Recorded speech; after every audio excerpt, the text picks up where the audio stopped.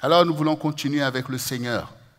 Dans cette année déterminante que je rappelle, l'année de la puissance, de la gloire de Dieu et de la prospérité, il ne faut pas passer à côté de la parole, de l'enseignement du Seigneur.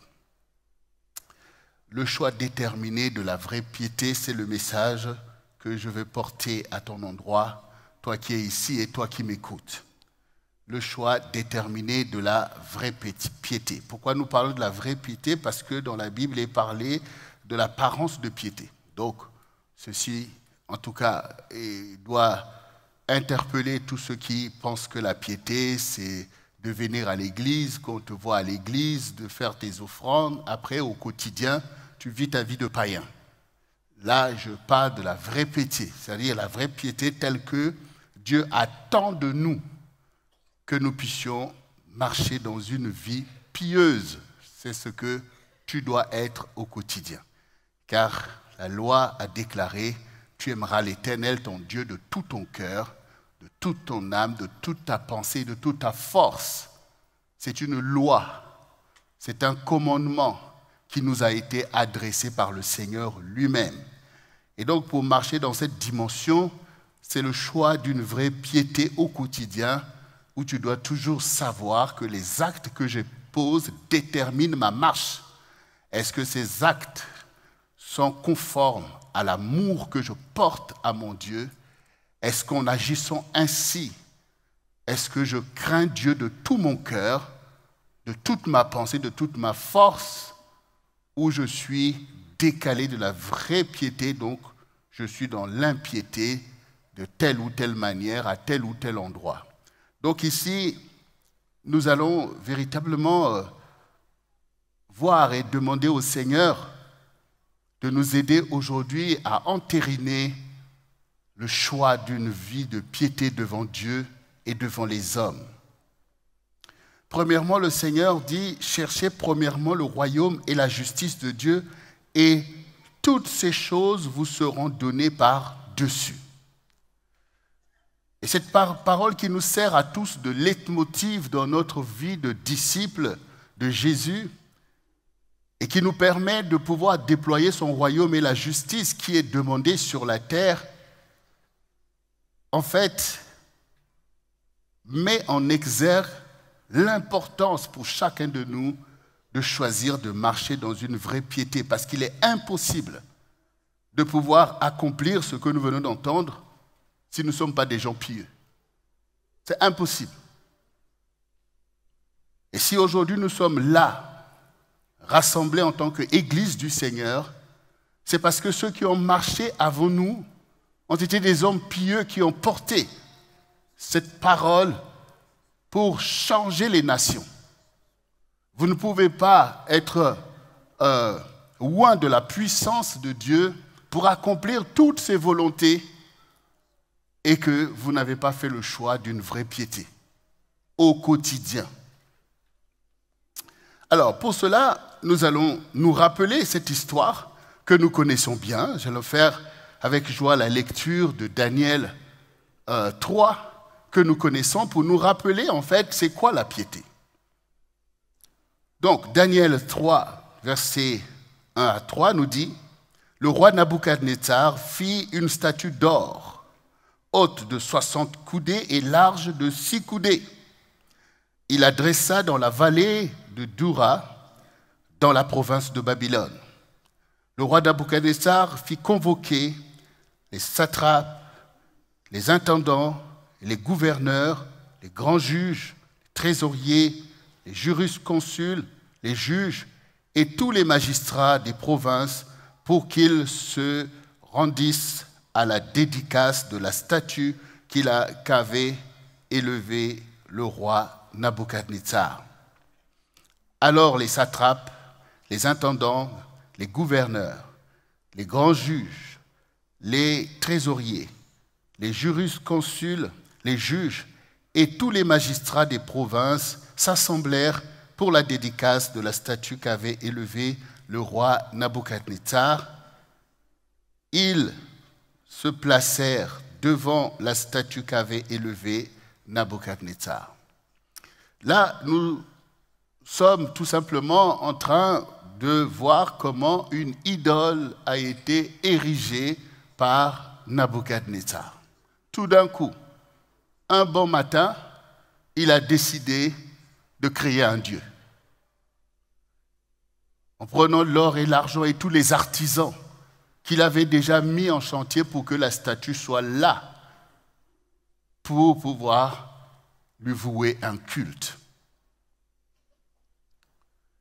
Et pour ceux qui lisent cette parole, cette Bible, vous verrez qu'il avait fait un rêve que Daniel lui avait expliqué. Et l'explication qui lui avait été donnée n'avait rien à voir avec le fait d'élever une idole. Parce qu'il y avait cette statue avec la tête d'or, le corps, je crois, en bronze et les pieds d'argile, et que lui, il représentait la tête d'or. Au lieu de comprendre l'explication terrible, en fait, que Daniel lui avait fait pour pouvoir s'humilier au contraire devant Dieu, il s'est carrément bombardé une statue d'or pour pouvoir l'adorer. Bon. Ici, autant comprendre que Satan travaille à détourner l'adoration à Dieu. Donc, il travaille à fossoyer, en fait, la piété, à erroner totalement la piété des gens. Parce qu'à cette époque-là, tout le monde était religieux. C'est pourquoi je vous dis toujours, ne soyez pas impressionnés d'être des religieux. Il ne suffit pas d'être religieux pour être dans la piété, il ne suffit pas d'être religieux pour aller au paradis. Parce que la plupart des religieux, vous êtes obligés de l'admettre, sont perdus. Il y a plein de religieux qui adorent des idoles, des statues, adorent des gens qui sont morts, adorent plein de choses. Et ce n'est pas la vraie piété. En tout cas, ce n'est pas ce dont il est parlé ici dans la Bible. C'est le travail de Satan. C'est Satan qui a ainsi embrigadé Nabuchodonosor, instrumentalisé Nabuchodonosor pour faire ce qu'il est en train de faire.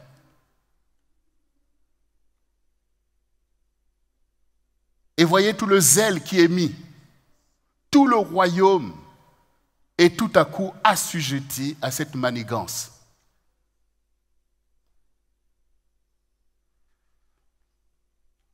Le verset 4 à 7 plutôt. Un héros cria à haute voix. Voici ce qu'on vous ordonne, peuple, nation, hommes de toute langue. Au moment où vous entendrez le son de la trompette, du chalumeau, de la guitare, de la cymbale, du psalterion, de la cornemuse et de toutes sortes d'instruments de musique, vous vous prosternerez et vous adorez la statue d'or qu'a élevée le roi Nabuchodonosor. Quiconque ne se prosternera pas et n'adorera pas sera jeté à l'instant même au milieu d'une fournaise ardente. C'est pourquoi, au moment où tous les peuples entendirent le son de la trompette, du chalumeau, de la guitare, de la cymbale, du psalterion et de toutes sortes d'instruments de musique, tous les peuples, les nations, les hommes de toute langue se prosternèrent et adorèrent la statue d'or qu'avait élevée le roi Nabuchodonosor. Satan crée des faux dieux et il s'appuie sur ça, sur des gens puissants pour pouvoir établir un culte. Et ce n'est pas un petit culte qu'il veut que Nabuchodonosor, dans sa maison, avec sa famille ou avec ses amis proches, puisse s'y attacher. Non, il veut quelque chose de planétaire. Et il profite du fait que Nabuchodonosor, en ce temps, était le roi le plus puissant qui dominait sur beaucoup de pays, beaucoup de contrées, pour pouvoir déployer, en fait, sa nouvelle idole. Et tout le protocole des nations a été mis en œuvre pour pouvoir obliger des peuples qui faisaient je ne sais pas quoi à rentrer dans cette nouvelle dispensation que le diable a établie au travers de Nabuchodonosor. Et pour que tout cela ait de l'impact, un grand protocole est déployé. Et là, nous voyons en fait l'importance de la musique dans tout ça.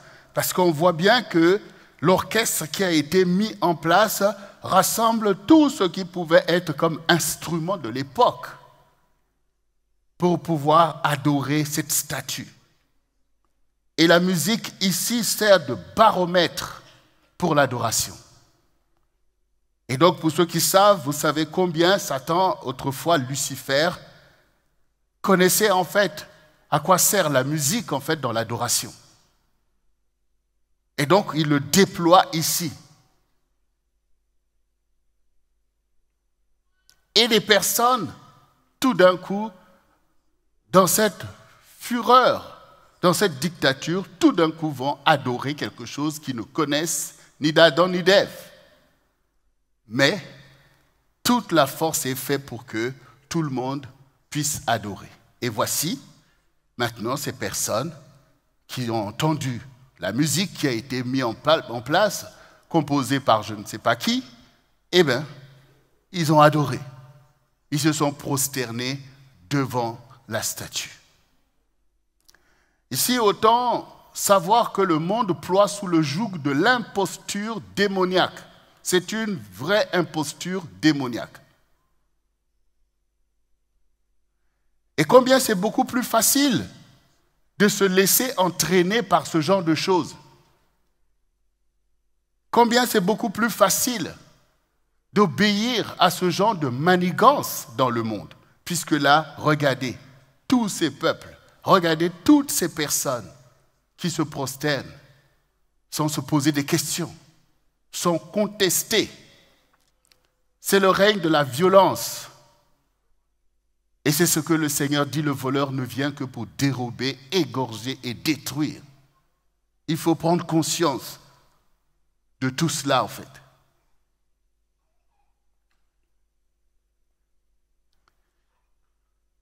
Et bien sûr, ce n'est pas tout le monde qui se prosterne. Même si la masse se prosterne, mais ce n'est pas tout le monde qui se prosterne. Parce qu'il y a des personnes qui ont fait le choix de la vraie piété. Parce que la piété va avec la foi. Donc nous savons qu'il y a un seul Dieu. Donc la vraie piété s'adresse à ce Dieu-là, qui est le créateur du ciel et de la terre. Et ce Dieu-là, il y en a qui le connaissent. Et donc, connaître Dieu et se laisser entraîner par l'ennemi, par tous les moyens qu'il peut utiliser, à se prosterner devant un autre Dieu, et en l'occurrence des choses qui ne sont pas des dieux, c'est se détourner de la piété. C'est rompre avec la piété, c'est-à-dire qui est une alliance, qui est le fait d'obéir à cette loi que j'ai rappelée. Tu aimeras l'Éternel, ton Dieu, de tout ton cœur, de toute ton âme, de toute ta pensée, de toute ta force. Et Dieu, nous savons qu'il est jaloux.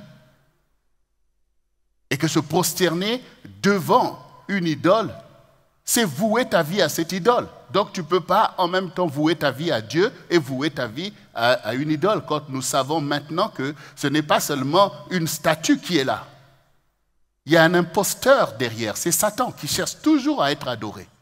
C'est lui qui fait le truc en fait. Voyez? Donc Dieu ne peut pas accepter ces choses. Dieu ne peut pas accepter ces choses. Et donc là, nous voyons que devant cette imposture, avec toute la dictature qui va avec pour que personne ne puisse résister, là aussitôt, le choix de la vraie piété va être challengé. Voilà. Vous ne pouvez pas penser que votre choix de servir Dieu, de servir Jésus, ne va jamais être challengé. Parce que vous dites que non, personne ne voit, je gère, je fais ceci, cela et tout. Mais tout sera éprouvé par le feu. Et donc, tout à coup, des gens qui, jusque-là, faisaient au mieux, de là où ils étaient à Babylone, déportés, ces Juifs, notamment les trois dont il est question ici, Shadrach, Meshach, Abel-Négo, se retrouvent devant un challenge pas possible par rapport à leur piété, où ils sont maintenant être obligés de se détourner de la vraie piété pour pouvoir, par crainte de la mort, adorer une statue. Voici, le seul choix qui leur est donné, c'est de pouvoir renier la vraie piété pour pouvoir adorer la statue pour sauver leur vie. Et donc, du coup, le verset 8 nous dit, à cette occasion, et dans le même temps, quelques Chaldéens s'approchèrent et accusèrent les Juifs. Ils prirent la parole et dirent au roi Nabuchodonosor, « Ô roi, vis éternellement. Tu as donné un ordre d'après lequel tous ceux qui entendraient le son de la trompette, du chalumeau, de la guitare, de la cymbule, du psalterion, de la cornemuse et de toutes sortes d'instruments devraient se prosterner et adorer la statue d'or, et d'après lequel quiconque ne se prosternerait pas et n'adorerait pas serait jeté au milieu d'une fournaise ardente. Or, il y a des Juifs à qui tu as remis l'intendance de la province de Babylone, Shadrach, Meshach, Abel-Négo, hommes qui ne tiennent aucun compte de toi, ô roi. Ils ne servent pas tes dieux et ils n'adorent point la statue d'or que tu as élevée.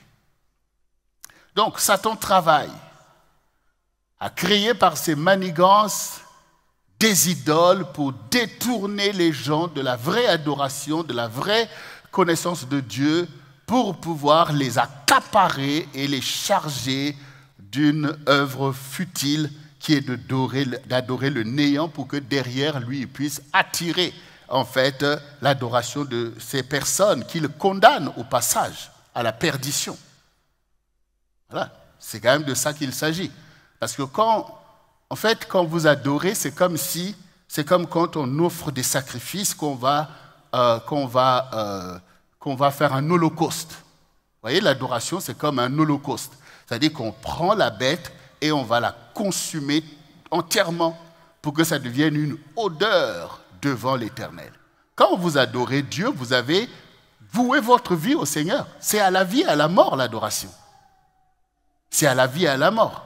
Si maintenant le diable vous emmène à adorer des choses du néant, vous avez voué votre vie au néant.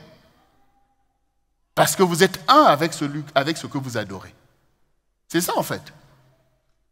Si vous adorez des démons, mais vous verrez qu'après votre mort, ils viendront vous chercher. Puisque c'est votre vie. Voilà, vous avez choisi de faire alliance avec eux. Vous vous êtes voués à eux. De la même manière que nous qui sommes ici, nous avons voué notre vie à Christ. Et tout ce que nous désirons, c'est que quand nous quittons ce monde, qu'il vienne nous chercher. C'est ce que nous chantons. C'est ça en fait, c'est ça l'adoration. Voilà. Et donc quand le diable est en train de créer des idoles, c'est bien pour capturer des âmes. Voilà. Parce que ces idoles sont des pièges. Mais un piège, il est monté par quelqu'un. Des braconniers, ils font des pièges.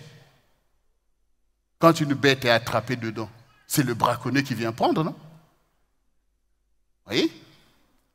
Bon. Donc ici, maintenant, Satan, il ne fait pas que manipuler Nabuchodonosor. Il manipule beaucoup de personnes. Donc voici maintenant le tumulte des impies. Les impies posent problème. Là, ils ont vu que, oui, beaucoup de gens se prosternent, mais il y a des gens qui ne se prosternent pas. Et en l'occurrence, les trois là, Shadrach, Meshach, Abel-Négo, ils ne se prosternent pas. Et il faut aller dire cela au roi. Comme si le roi, avec tous ces gens-là qui se sont prosternés, que sa dédicace n'a pas eu de succès. Et donc, il y a des gens qui sont au service du diable, en fait, manipulés dans leur état d'esprit, toujours pour créer un tumulte. Donc ils viennent vous dire au roi, mais il y a quelque chose qui ne va pas. Et les Juifs ne se prosternent pas devant ton idole, alors que tu leur as donné l'intendance de la province de Babylone. Mais cette intendance leur a été donnée parce qu'ils étaient les meilleurs, parce qu'ils étaient au service du roi, parce qu'ils respectaient le roi, ils faisaient tout ce qu'il y avait à faire, ils étaient les meilleurs. Et il y aura toujours des personnes qui, voyant dans ta piété que tu suis les commandements de Dieu, où Dieu te dit de respecter même les autorités, mais ils seront toujours là pour chercher un tumulte, pour pouvoir t'exposer et te mettre en danger, parce que ta piété les dérange. Et donc, sur leur instigation, maintenant, le verset 13 nous dit « Alors, Nabuchodonosor, irrité et furieux, donna l'ordre qu'on emmena Shadrach, Meshach et Abednego. Et ces hommes furent emmenés devant le roi. Nabuchodonosor prit la parole et leur dit « Est-ce de propos délibérés, Shadrach, Meshach, Abednego, que vous ne servez pas mes dieux et que vous n'adorez pas la statue d'or que j'ai élevée? Maintenant, tenez-vous prêts. Et au moment où vous entendrez le son de la trompette, du chalumeau, de la guitare, de la sambuc, du psalterion, de la cornemuse et de toutes sortes d'instruments, vous vous prosternerez et vous adorerez la statue que j'ai faite. Si vous ne l'adorez pas, vous serez jetés à l'instant même au milieu d'une fournaise ardente. Et quel est le Dieu qui vous délivrera de ma main? Shadrach, Meshach, Abednego répliquèrent au roi Nabuchodonosor. Nous n'avons pas besoin de te répondre là-dessus. Voici notre Dieu que nous servons peut nous délivrer de la fournaise ardente et il nous délivrera de ta main, ô roi. Sinon, sache, ô roi, que nous ne servirons pas tes dieux et que nous n'adorerons pas la statue d'or que tu as élevée. Le challenge est posé et la réponse est donnée. Parce que nous avons affaire à 3 personnes qui ont fait le choix de la vraie piété. Et c'est un choix à la vie et à la mort. C'est leur butin. C'est le choix de leur vie. Et tout à coup, le danger est apparu. Oui, Satan aura toujours un temps pour faire régner un danger contre toi à un moment donné. Et il va espérer faire tomber tout ce que tu as construit jusque-là avec Dieu. Comme il espérait en ce jour-là que devant une telle menace qu'il a fait monter, que nos 3 héros ne tiendraient pas. Et ici, ce qui est remarquable, c'est qu'ils ne sont pas en train de dire « Oh, mais roi, bon, écoute, on n'a rien fait » et tout ça. Non. Il dit « Non, nous n'avons même pas besoin d'épiloguer avec toi. Parce que nous n'allons pas adorer tes dieux. Ce sont tes dieux. Adore-les toi-même. Nous avons un Dieu à adorer. C'est une vie pour adorer Dieu. C'est du temps pour adorer Dieu. Donc on n'a pas de temps à perdre. On ne va pas aller dans des futilités alors que notre Dieu doit être glorifié sur la terre. Nous faisons ce que nous devons faire. Nous avons été emmenés ici par notre Dieu, tout ça, nous te servons. Voilà, dans les choses qu'il faut faire. Mais nous n'allons pas nous détourner de notre identité, de notre vie, de notre Dieu, pour adorer tes dieux. Nous n'allons pas le faire. Mais sache que notre Dieu peut nous délivrer de la fournaise dont tu nous menaces, et même de ta main. Sinon, de toute façon, sache que nous n'allons pas adorer.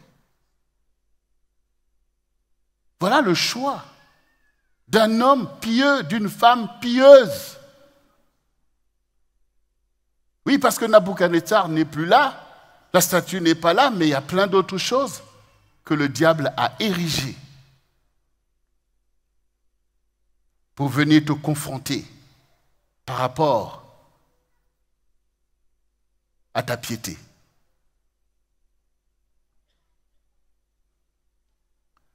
Verset 19, sur quoi Nabuchodonosor fut rempli de fureur et il changea de visage en tournant ses regards contre Shadrach, Meshach, Abednego.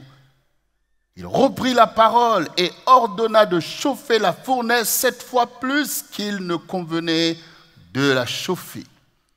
Puis il commanda à quelques-uns de ses plus vigoureux soldats, des plus vigoureux soldats de son armée, de lier Shadrach, Meshach, Abednego et de les jeter dans la fournaise ardente. Et ces hommes furent liés avec leurs caleçons, leurs tuniques, leurs manteaux et leurs autres vêtements et jetés au milieu de la fournaise ardente.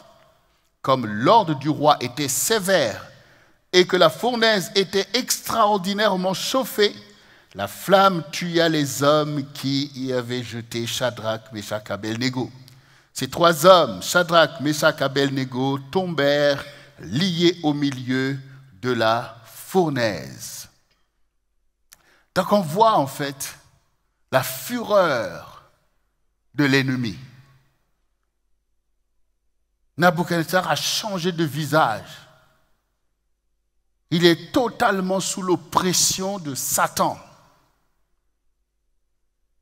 qui veut là se venger vis-à-vis du choix de ces hommes d'honorer le seul vrai Dieu et de ne jamais plier le genou devant l'ennemi. Et donc ici, on voit que ce n'est pas que des menaces. Il passe à exécution. Comme le Seigneur dit, le voleur ne vient que pour dérober, égorger et détruire. Il faut détruire ces personnes parce que Satan est venu sur la terre pour coloniser la terre. Il a été chassé dans le ciel et il veut faire de la terre son royaume. Donc, ces gens qui veulent témoigner de la vraie piété, ce sont des gens dangereux qu'il faut anéantir. Et de la même manière que Nabuchodonosor ne rigole pas, Shadrach, Meshach, Abednego ne rigolent pas aussi. Nabuchodonosor est déterminé, Shadrach, Meshach, Abednego sont déterminés aussi à pouvoir honorer Dieu par leur foi.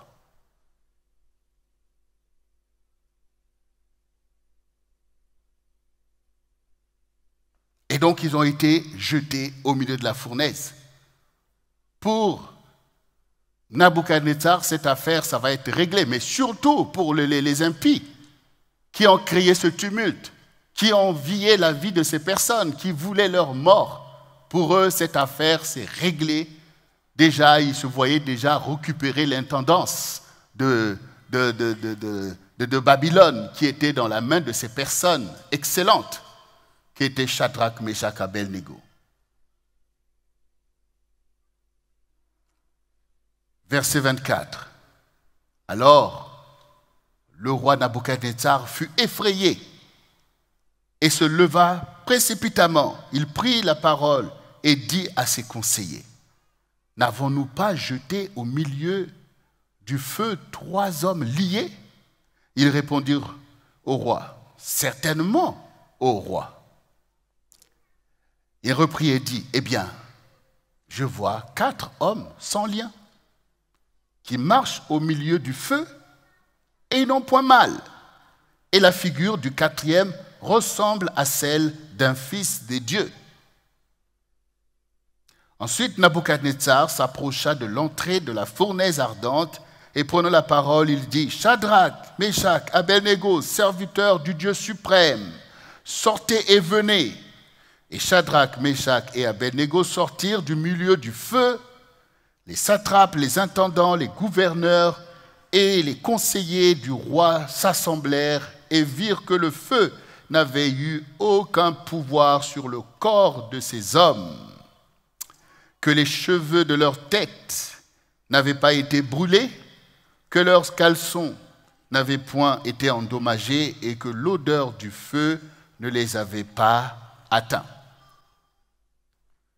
Shadrach, Meshach, Abednego ont été mis en danger par rapport au choix qu'ils ont porté sur leur Dieu qu'ils connaissaient. Ces hommes ne se sont pas dit que voilà, on est déporté à Babylone. Où est Dieu? Qu'est-ce qu'il a fait pour nous? Pourquoi Dieu a permis ces choses? Autrement dit, Satan aurait fait une brèche. Toi aussi, tu dois apprendre à savoir que ce soit que Dieu te reprenne, qu'il te corrige ou qu'il t'éprouve, il reste Dieu. Digne de ton adoration. Et Dieu reconnaît les siens. Est-ce que vous pouvez faire le choix de la vraie piété et que Dieu n'est pas intéressé à vous? Comment Dieu va faire son œuvre sur la terre? C'est bien avec les gens pieux. Donc, du coup, le Seigneur voit que mes héros sont dans la fournaise et que l'ennemi veut les détruire. Mais moi, je ne veux pas les détruire. Au contraire, non seulement que j'en ai besoin comme modèle sur la terre, mais j'ai des choses à faire à Babylone. Et c'est avec eux. Et le Seigneur, il dit quoi? Je serai moi-même avec toi dans la détresse. 3 personnes ont été jetées et maintenant ils sont 4.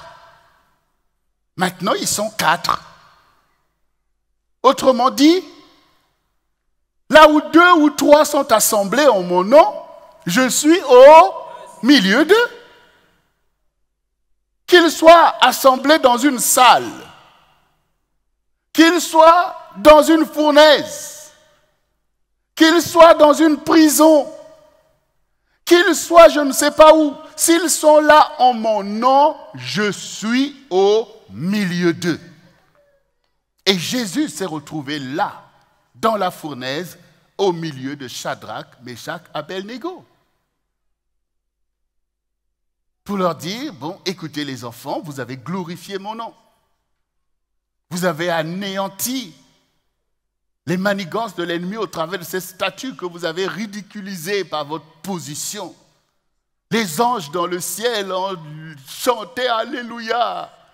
Gloire au Dieu de Shadrach, Meshach, Abednego. Ne craignez pas les enfants. On avance. Voilà. Dieu ne peut pas te négliger alors que tu as fait le choix de vouer ta vie à Dieu. C'est lui qui a des projets. C'est lui qui veut faire l'histoire sur la terre. Mais il ne peut la faire qu'avec des gens pieux. Voilà. Il faut que tu comprennes ça. Donc, le roi Nabuchodonosor est obligé de se rendre compte que ces manigances ne peuvent rien contre le vrai Dieu. Il est obligé de reconnaître que finalement, c'est eux qui connaissent le vrai Dieu, qui adorent le Dieu suprême. Autrement dit, mes dieux sont des dieux d'en bas. Leur Dieu est au-dessus des miens. C'est pour ça que les miens ne peuvent pas me délivrer de leur Dieu. Et ce qu'ils ont dit s'accomplit. Que notre Dieu peut nous délivrer de la fournaise. Toi aussi, tu dois savoir les attributs de ta foi. Toi aussi, tu dois savoir que ce que disait Pasteur Jocelyne tout à l'heure, mais il faut que tu saches qu'il y a des miracles pour toi et que Bartimée, à un moment donné, a compris, a su que non, le secours sera là pour moi parce que Jésus est là et que je vais crier parce qu'il est Dieu qui fait des miracles et cela a été accompli. Toi aussi, dans ta foi, ne crois pas que ta foi seulement dit que je dois supporter, je gémis jusqu'à ce que je parte, au moins que... Non, tu dois savoir tout ce qui est attaché à la foi et les œuvres de la foi que tu es appelé à accomplir.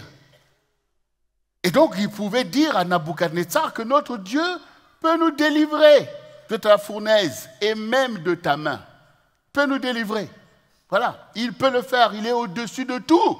C'est pour ça qu'on l'adore. Et Nabuchodonosor est obligé de constater encore une fois, parce que ce n'était pas la première fois que la démonstration que le Dieu de Daniel est le vrai Dieu lui a été apportée. Mais vous voyez aussi l'ampleur de l'envoûtement quand nous ne connaissons pas la vraie adoration, combien l'ennemi tient des positions pour te tenir la tête sous l'eau, comme il tenait aussi la tête de Nabuchodonosor sous l'eau de l'idolâtrie pour pouvoir l'utiliser comme un instrument pour faire ses manigances.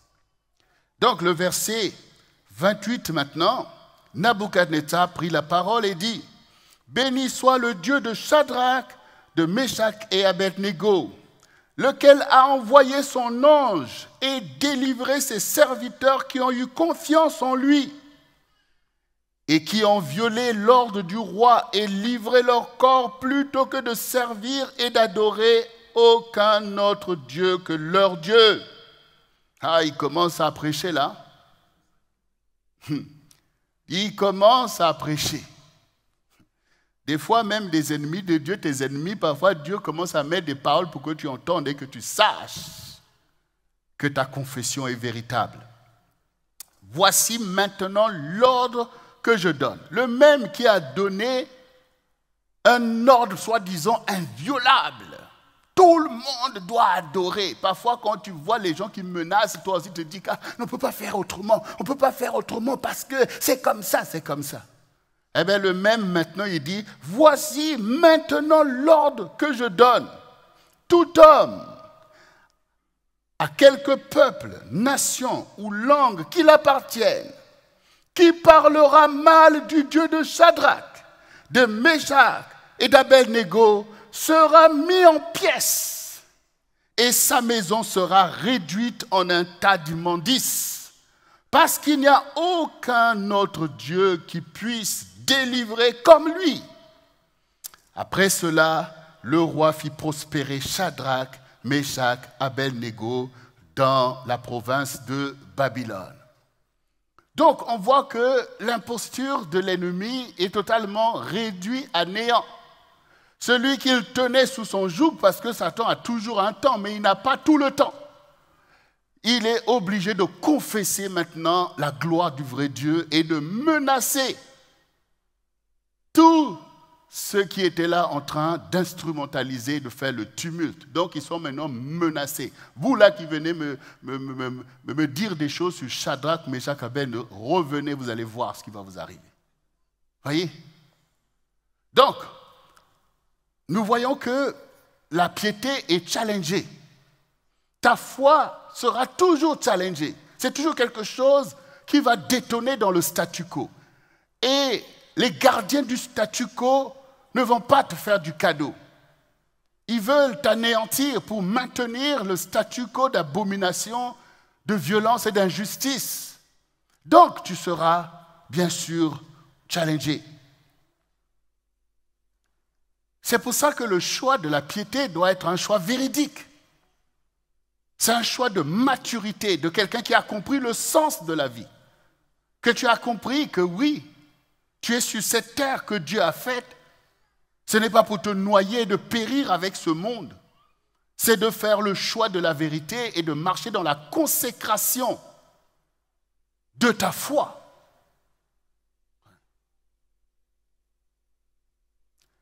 Et nous voyons aussi que, finalement, marcher fidèlement selon ta piété t'emmène dans l'accomplissement des promesses de Dieu. Cette année, nous parlons bien de puissance, de gloire de Dieu et de prospérité. Regardez, après avoir été fidèles au Seigneur, n'avoir pas eu peur de mourir, qu'est-ce que nous avons dit au début? Cherchez premièrement le royaume et la justice. Toutes ces choses vous seront données par-dessus. Regardez, tout d'un coup, le roi lui-même va faire prospérer Shadrach, Meshach, Abednego. Voilà.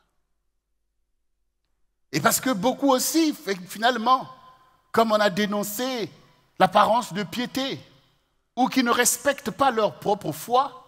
Quand on entend même la prospérité, on croit qu'il s'agit d'aller courir dans les séductions, dans les choses pour aller chercher l'argent, l'argent, l'argent. Non. Non. Nous voulons le royaume. Nous voulons l'accomplissement des promesses de Dieu. Dieu est capable d'accomplir ses promesses envers nous. Mais notre combat, ce n'est pas le combat d'aller chercher, je ne sais pas, des richesses par-ci, par-là. Notre combat, c'est le combat de la foi. C'est le combat de la foi. C'est là que tout se passe, puisque nous avons dit que notre prospérité commence dans notre âme. Voilà.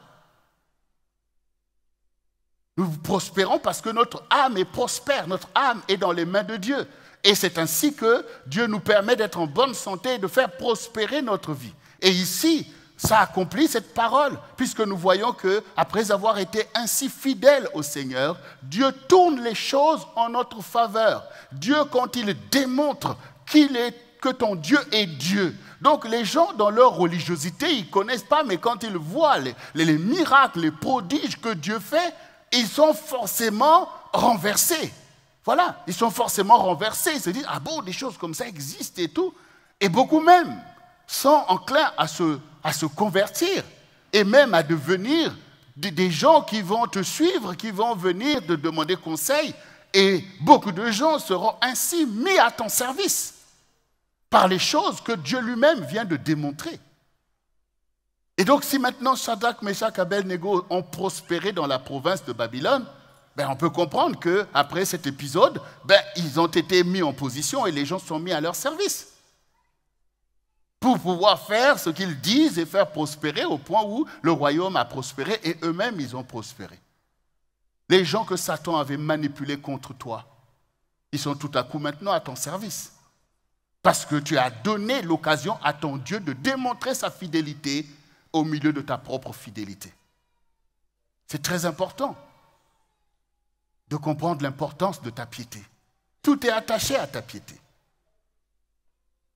Et c'est pour ça, bien-aimés, que nous ne devons pas succomber au piège de l'idolâtrie. Comme je disais tout à l'heure, Nabuchodonosor, toutes ces choses sont passées.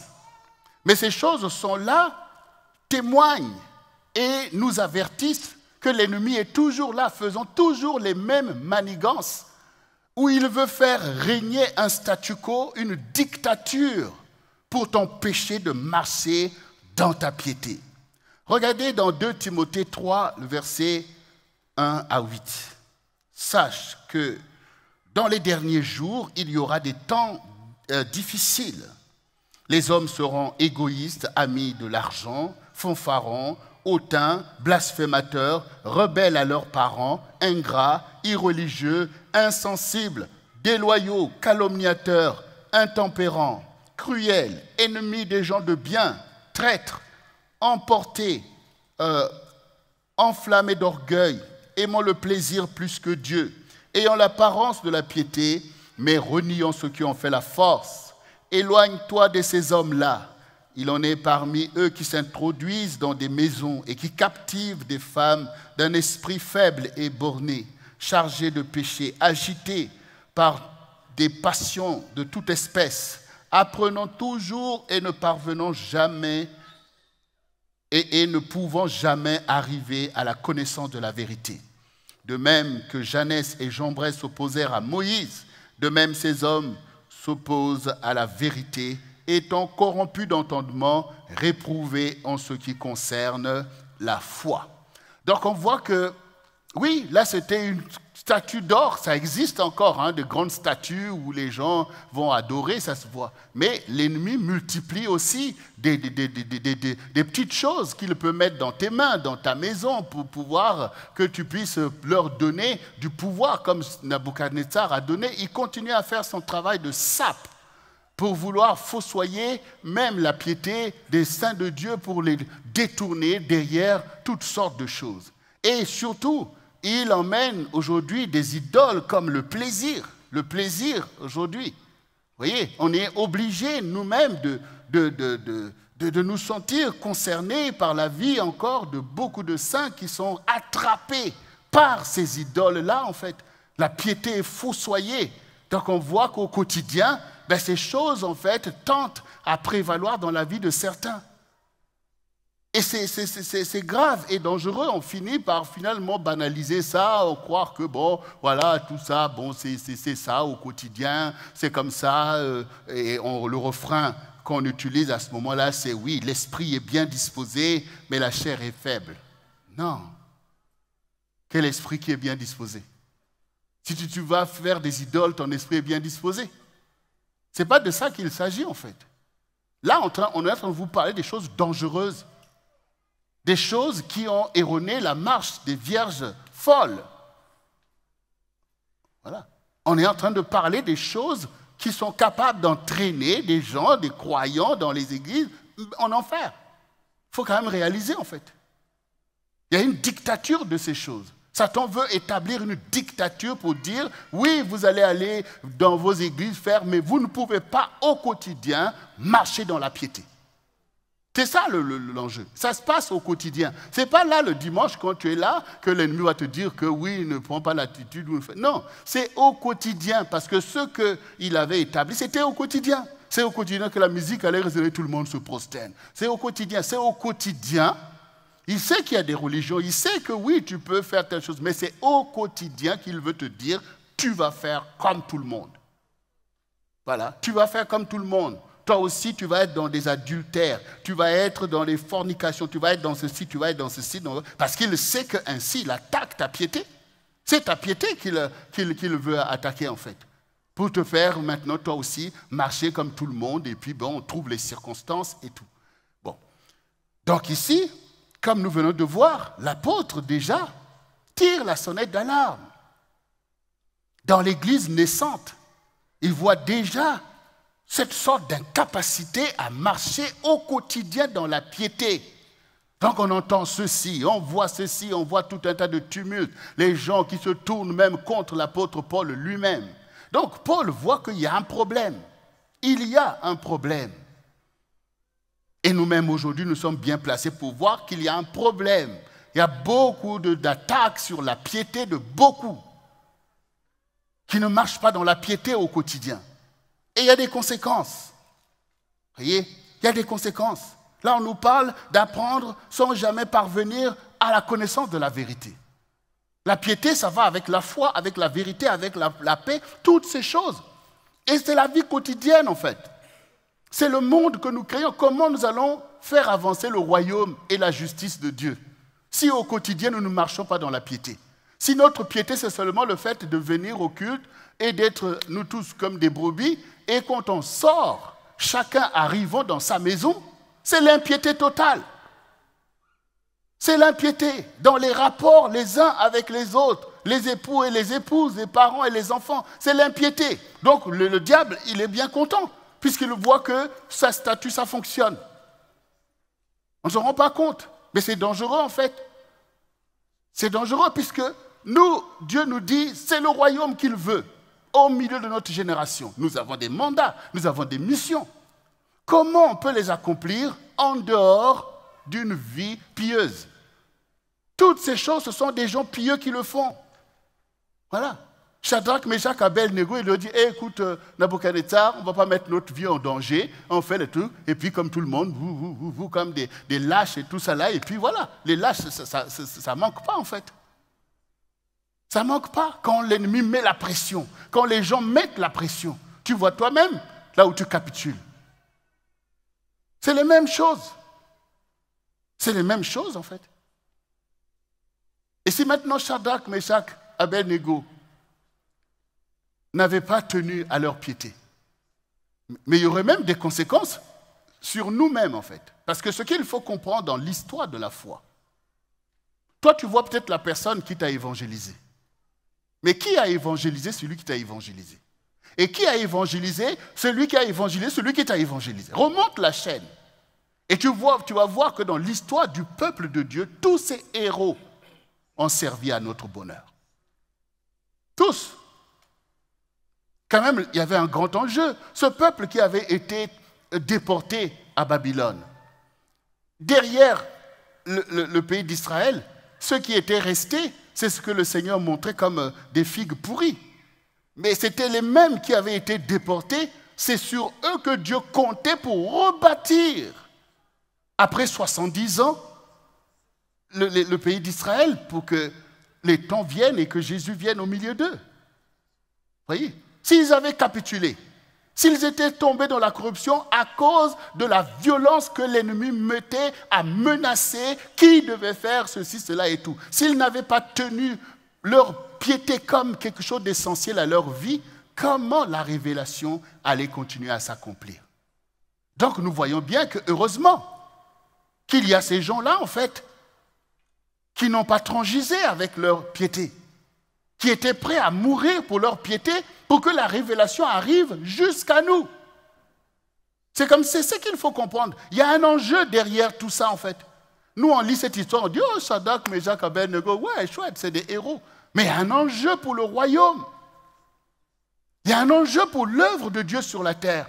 Il faut bien que Dieu trouve des personnes au milieu, par qui il marche pour accomplir ses promesses sur la terre en fait. Et aujourd'hui, c'est toi qui es là. Aujourd'hui, c'est toi qui es là en fait. L'ennemi, il vient attaquer ta piété pour empêcher l'accomplissement du plan de Dieu. Pas seulement dans ta propre vie, mais dans ta maison, dans ta famille. Vous voyez? Satan a voulu détruire Joseph. Voilà, pour mettre la maison de Jacob en difficulté. Parce qu'il voyait bien que Dieu avait ses yeux sur cette personne.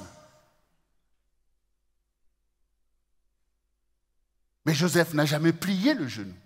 Mais ils ont été éprouvés. Éprouvés.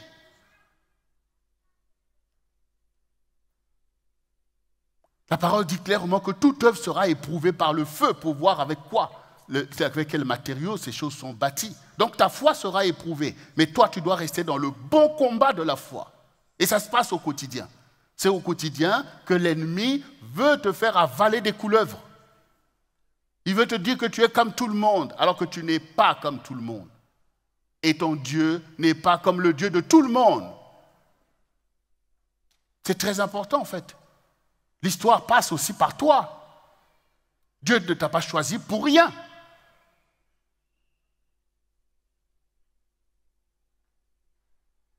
Et donc nous n'allons pas ressembler à des Jeannès et des Jean-Bresse, mais nous allons au contraire nous prendre en compte celui qui nous parle. Parce que l'apôtre Paul lui-même, il sait quelque chose de très important. Regardez le verset 10 de 2 Timothée 3. Pour toi, tu as suivi de près mon enseignement, ma conduite, mes résolutions, ma foi, ma douceur, ma charité, ma constance, mes persécutions, mes souffrances. À quelles souffrances n'ai-je pas été exposé à Antioche, à Icône, à Lystre? Quelle persécution n'ai-je pas supporté? Et le Seigneur m'a délivré de toutes. Or, tous ceux qui veulent vivre pieusement en Jésus-Christ seront persécutés. Mais les hommes méchants et imposteurs avanceront toujours plus dans le mal, égarant les autres, égarés eux-mêmes. Toi, demeure dans les choses que tu as apprises et reconnues certaines, sachant de qui tu les as apprises. Dès ton enfance, tu connais les saintes lettres qui peuvent te rendre sage à salut par la foi en Jésus-Christ. Toute écriture est inspirée de Dieu et utile pour enseigner, pour convaincre, pour corriger, pour instruire dans la justice, afin que l'homme de Dieu soit accompli et propre à toute bonne œuvre. Ici, l'apôtre est en train non seulement de vivre lui-même la piété en Jésus-Christ, et en train de nous enseigner que ne croyez pas que vous allez choisir de marcher pieusement en Jésus, c'est-à-dire marcher dans la foi en Jésus. C'est de ça qu'il s'agit. Marcher dans la foi, dans ses promesses, dans ses recommandations, et que vous ne serez pas persécutés. Bien sûr, vous serez persécutés. L'ennemi va vous persécuter. Et il va trouver pour cela des impies pour vous persécuter. Et les impies, ils ne sont pas aussi rares que ça. Tu les trouveras même dans ta propre famille. Ils vont vous persécuter à cause du choix heureux que tu as fait. Le choix puissant que tu as fait pour résister à l'ennemi. Et non pas seulement le résister, mais vouloir accomplir les promesses de Dieu sur la terre, c'est-à-dire détruire son royaume. Autant savoir que tu es un soldat. Un soldat n'est pas étonné que la guerre éclate. C'est bien pour ça qu'il s'est enrôlé. Mais il faut sortir de l'insouciance de ta foi, de ta piété, du combat spirituel auquel tu es livré du fait même d'avoir choisi de croire en Jésus. C'est de ça qu'il s'agit. Donc il faut arrêter d'être bébé spirituel, mais prendre conscience des enjeux et accepter ta vie de consécration. Si la guerre éclate, nous les civils, on prend la fuite. Mais regardez vous-même, les soldats, pour eux, leur heure est arrivée et ils veulent en découdre. Voyez? Là, dans l'actualité, ceux qui ont regardé l'actualité hier soir et ce matin, voici maintenant tout d'un coup, quelqu'un va tirer sur Trump. Et qu'est-ce que vous avez vu à un moment donné? Vous avez vu maintenant toutes les personnes en fait, de services secrets, tous ceux qui se sont venus pour pouvoir le protéger. Vous avez vu toutes ces femmes-là? Il y avait plein de femmes dans le corps. Et tous se sont mis en rempart. C'est-à-dire qu'ils ont donné leur corps en sachant que s'il y avait d'autres tirs, eh bien, ils étaient prêts à prendre des tirs. Parce que c'est leur travail. Voilà, c'est leur travail. Il fallait protéger la personnalité en faisant bouclier de leur corps. Quand je parle de consécration, c'est de ça qu'il s'agit. Chaque personne, vous voyez, dans le monde, nous pouvons prendre des avions tranquilles, dormir dans l'avion. C'est parce qu'il y a des gens consacrés à cette tâche. Sinon, tu ne pourrais pas dormir, en fait. Tu es en train de trembler, comment est-ce que je vais arriver? Mais parce qu'on fait confiance à des gens qui s'adonnent à leur métier et ils sont prêts à se sacrifier dans leur métier. Mais si maintenant on est capable de faire ces choses pour des choses temporaires et pour des choix qui sont des choix éternels, on va reculer? On va reculer? Le Seigneur même dit, celui qui aura honte de moi devant les hommes, moi aussi j'aurai honte de lui en fait. La piété, elle est importante. Elle est importante. Sans les hommes pieux, Dieu ne pourrait rien faire sur la terre. Le monde serait déjà détruit. Mais à cause des saints, c'est-à-dire des gens pieux, les saints, ce sont des gens qui sont morts au péché. C'est-à-dire que leur vie ne compte plus, c'est la vie de Christ qui compte. C'est ça les saints en fait. C'est ça la vraie piété. C'est ça la consécration. Et donc l'apôtre Paul est un bon exemple parce que lui, avant, il était religieux. Bien sûr, ils connaissent le vrai Dieu, mais il était là dans sa religiosité. Ben, il était bien, les gens étaient derrière lui, on dit allez, vas-y, va les attraper, va faire toutes ces choses, va, tout ça. C'est lui qui persécutait les autres.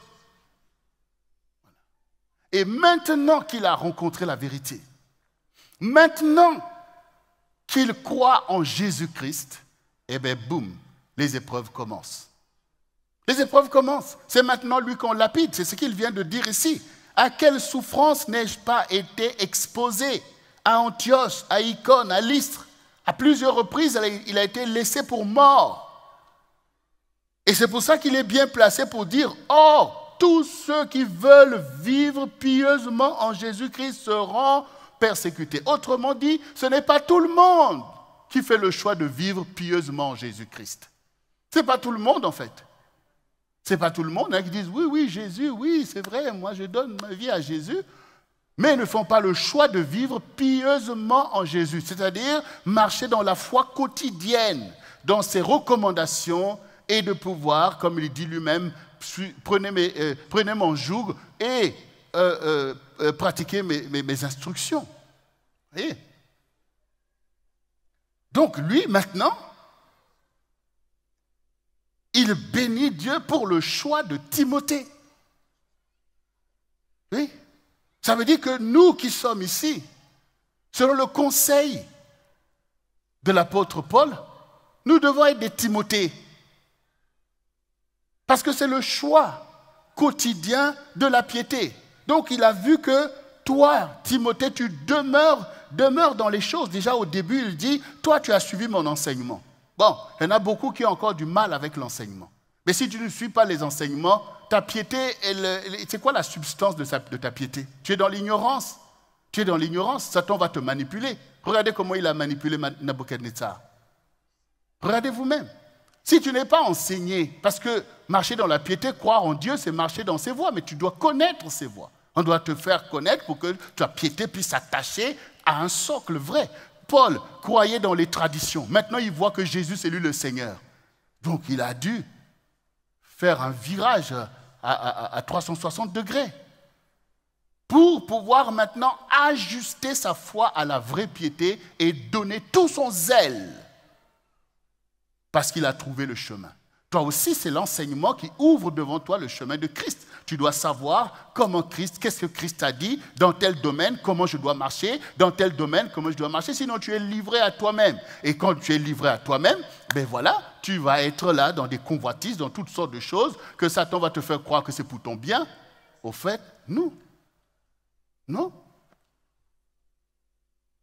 Tu as suivi mon enseignement, mais pas seulement ma conduite. Il y a une conduite dans les choses. Parce qu'on peut prendre la parole de Dieu et la tourner à sa façon, de telle ou telle manière, et avoir une conduite qui n'est pas saine. Mes résolutions. Dans la piété, on prend des résolutions. Shadrach, Meshach, Abednego, ils ont pris des résolutions pour dire, mais qu'allons-nous faire de cette histoire? Tu as entendu? Tu as vu le roi en train de travailler à bâtir une statue, et maintenant c'est la dédicace. Et que tout le monde doit. Mais qu'allons-nous faire? Vous voyez, qu'allons-nous faire? Donc les trois, ils ont bien pris une résolution. Ils ont dit non, on ne va pas rentrer dans ça. Non, ben oui, mais c'est dangereux, mais oui, d'accord. Si on doit mourir, on va mourir. On ne va pas du tout rentrer dans ça. C'est quoi nos résolutions quand on parle les uns avec les autres? Voilà. C'est quoi en fait quand tu parler les uns avec les autres, les jeunes, les vieux, les couples, les familles? C'est quoi les résolutions qu'on prend au quotidien pour marcher dans cette piété à laquelle nous sommes tous appelés pour accomplir toutes les volontés de notre Dieu? Surtout les jeunes. Attention à des mauvais conseils. Parce que l'ennemi aussi, il veut se mêler là pour vouloir te donner une sagesse qui n'est pas la sagesse, qui est une sorte de manipulation. Ah non, là c'est trop quand même. Hein. Ah non, occupe-toi un peu de ta vie. Hein. Ah non, mais je ne vais pas mettre ma vie en danger. Hein. Ah oui, non, mais ça c'est trop pour moi. Hein. Ah oui, tout ça. C'est bien tout ça. C'est bien tout ça en fait. Mais la piété, c'est de l'adoration. L'adoration, ça coûte en fait. Quand le Seigneur a dit à Abraham, sacrifie-moi ton fils, c'est de l'adoration. Il était légitime de le dire, puisque dit, tu crois en moi. Vous voyez que croire, c'est des paroles, en fait. Vous voyez? Donc, quand les choses deviennent difficiles, il ne faut pas commencer à dire que ce n'est pas Dieu. Ce n'est pas de Dieu. Quand les choses commencent à coûter, il faut commencer à dire que ce n'est pas Dieu. Quelle est la valeur de ta piété? Voilà. Quelle est la valeur de ta piété? Là, on voit. Quand l'apôtre est en train de dire, il n'a pas suivi ce que les enseignements, tu as suivi mes résolutions, ma foi, ma douceur, ma charité, ma constance, mes persécutions et mes souffrances. Donc, Timothée aussi est en train de souffrir les mêmes choses que l'apôtre souffre en fait. Voilà. Tout cela, le Seigneur l'a dit. Qu'il va nous donner les maisons, les biens, les familles, et avec des persécutions. C'est attaché, c'est de l'adoration, c'est de la vérité en fait. Comment nous, au milieu d'un monde corrompu, tout est pépélé? Mais il y a un problème. Il y a un problème en fait. Il y a les souffrances de Christ. Les choix même que tu fais, ça doit irriter en fait les impies. Donc ils vont t'acclamer. Non, ne te détourne pas de ta piété. Si aujourd'hui nous parlons de ces personnes, de ces bien-aimés de l'apôtre Paul, de Timothée, c'est bien parce que leur vie a été une piété à la gloire de Dieu. Ils ont eu leur bénédiction, leur gloire, mais aussi les souffrances inhérentes à la vérité. Comme Jésus a dit, je suis venu rendre témoignage à la vérité. Ils n'ont pas eu crainte, ils n'ont pas eu peur. Toi aussi, tu es dans tes challenges. Ne crois pas que Dieu n'est pas dans ces choses. Et ici, quand il dit, demeure dans les choses que tu as apprises. Vous ne pouvez pas apprendre des choses pour ne pas le pratiquer au quotidien. Ça veut dire que tu arrives ici, tu apprends que c'est comme ça, c'est comme ça, c'est comme ça. Et comme Jésus a dit, ne vous bornez pas à écouter, mettez en pratique. Quand tu sors d'ici, tu arrives lundi, mardi, tu as oublié que c'est des choses à pratiquer quand tu te retrouves devant les challenges. C'est devant les challenges, quand tu te retrouves devant une tentation. Tu oublies les choses pour te laisser entraîner et puis après tu es désolé jour après jour. Non, c'est là qu'il faut pratiquer. Arrière de moi, Satan. C'est ça la piété au quotidien. C'est au quotidien. L'enjeu, c'est au quotidien. C'est au quotidien, bien-aimé, que l'ennemi fait des dégâts, qu'il veut détruire des destinées, qu'il veut empêcher les choses. Il veut empêcher les choses. Parce que comprenez toujours derrière nos actions, l'enjeu, c'est le royaume. Est-ce que le royaume va avancer? Est-ce que la justice va avancer? Ou c'est un statu quo d'oppression que l'ennemi fait régner? C'est ça en fait. Quand nous renonçons à accomplir des actes de piété, le royaume est bloqué. Le royaume est bloqué. Si Joseph s'était découragé, ça allait être terrible même pour la maison de Jacob. Regardez comment ses frères étaient commencés à devenir des voyous, des bandits. Voilà. Si maintenant Joseph n'avait pas fait cette percée au milieu de l'adversité, de tous les complots qu'il a souffert, s'il s'était détourné de sa piété, Dieu ne pouvait rien faire de ce qu'il a fait. Et il est parvenu au trône de l'Égypte en passant par ces épreuves. Même les choses que Dieu t'a promises, tu ne sais pas au milieu de quelle épreuve ça passe. Et l'ennemi va penser qu'au travers de ces épreuves, tu vas reculer, tu ne vas pas pouvoir tenir parce que tu es faible, parce que tu es lâche. Mais non, c'est ton chemin. C'est ton chemin. Il n'y a pas une vie véritable de Dieu sans épreuve. La gloire de Dieu éclate au milieu des épreuves de challenge de la foi. C'est pour ça que l'apôtre parle du bon combat de la foi. C'est-à-dire que ta foi doit percer. Ta foi doit établir la gloire de Dieu. Ta foi doit devenir quelque chose qui est une source de bénédiction pour le peuple de Dieu. Ta foi est là pour pouvoir renverser le statu quo de l'imposture du diable qu'il a mis pour tenir les gens sous l'oppression. Ta foi, elle est importante. Mais tu dois respecter ta foi au quotidien. Tu ne peux pas souiller ta propre foi. Tu ne peux pas briser ta propre foi. Tu ne peux pas trahir ta propre foi au quotidien. C'est ça, marcher dans la piété. Il faut des hommes et des femmes pieux pour pouvoir accomplir tout ce que Dieu nous dit de faire. Parce que c'est une vie pour Dieu. C'est la crainte de Dieu qui est attachée à la piété. Il faut craindre Dieu. Si je fais ce choix lâche, si j'écoute les manigances du diable au lieu d'appliquer l'enseignement, je crains de trahir le Seigneur. Bien sûr, c'est une épreuve. Bien sûr, je vais souffrir quelque chose. Mais je serai toujours dans ma foi. Je ne vais pas renier ma foi. Donc, il y a des choses que nous allons souffrir pour la justice. Il y a des choses que nous allons souffrir pour la justice. Il y a des choses que nous allons souffrir pour la gloire de Dieu. Comme Shadrach, Meshach, Abednego, ils ont souffert des choses. Bien sûr, ils ont été sauvés par Dieu. Mais ne croyez pas que c'était facile. Ne croyez pas qu'ils n'étaient pas dans la détresse. Ne croyez pas en fait. Il ne faut pas croire. Pourquoi le Seigneur dit armez-vous de la pensée de souffrir? C'est pour que notre foi triomphe au milieu des épreuves auxquelles nous sommes exposés. Retiens ça. Nous sommes de fait exposés à des épreuves et des challenges du fait de notre foi. Tu passes ton temps à fuir les épreuves de ta vie. C'est ta vie qui passe par là en fait. Les épreuves de ta victoire. Ce sont les épreuves de ta victoire, de ta consécration. On ne peut pas passer à fuir ces choses parce qu'on reste dans un état de bébé spirituel. Non, il faut le courage de marcher sur la voie que le Seigneur a tracée devant toi. Pour Shadrach, Meshach, Abednego, c'est passé par Nabuchodonosor, c'est passé par la fournaise, mais ils ont triomphé. Toi aussi, tu as tes fournaises. Toi aussi, tu as tes Nabuchodonosor. Mais le Seigneur fidèle est avec toi pour accomplir les projets qu'il a formés sur ta vie, des projets à sa gloire, des projets pour le bonheur du peuple de Dieu et pour le salut des âmes, qui reposent sur ta vie. Et l'épreuve est toujours quelque chose qu'on va redouter, mais quand l'épreuve est passée, qu'on est victorieux, en fait, on est dans la joie et dans la gloire de Dieu. Et nous pouvons célébrer tous ces bien-aimés. Et pour eux, c'est un poids de gloire éternelle.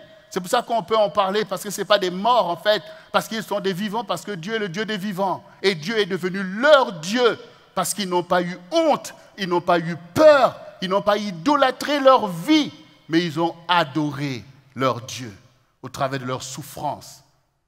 Et c'est pour ça, bien-aimés, que nous terminons ceci par cette parole qui vient conclure tout ça. C'est quand le Seigneur dit dans Luc 9, versets 20 et 25, « Et vous, leur demanda-t-il, qui dites-vous que je suis ?» Pierre répondit, « Le Christ de Dieu. » Jésus leur recommanda sévèrement de ne dire à personne. Il ajouta qu'il fallait que le Fils de l'homme souffrit beaucoup, qu'il fût rejeté par les anciens, par les principaux sacrificateurs et les scribes, qu'il fût mis à mort et qu'il ressuscita le troisième jour. Puis il dit à tous, « Si quelqu'un veut venir après moi, qu'il renonce à lui-même, qu'il se charge, chaque jour de sa croix et qu'il me suive. Celui qui voudra sauver sa vie la perdra, mais celui qui la perdra à cause de moi la sauvera. Et que sert-il à un homme de gagner tout le monde s'il se détruisait ou se perdait lui-même? » Voici la conclusion logique. Ici, le Seigneur demande à ses disciples, « Qui dit-on que je suis ?» Tu es le Christ, c'est-à-dire tu es Dieu. Mais voici que le Seigneur leur dit, mais il faut que le Fils de l'homme souffre beaucoup. Vous voyez? La consécration, la gloire, le salut, toutes ces choses, les miracles, tout ce qu'on va faire sur la terre. Il y a des choses qui sont attachées à un tel choix. Parce que si le Seigneur maintenant devait regarder à lui-même, s'il ne renonçait pas à lui-même, il restait dans son ciel de gloire. Pour quelle raison venir ici sur la terre? Vous voyez?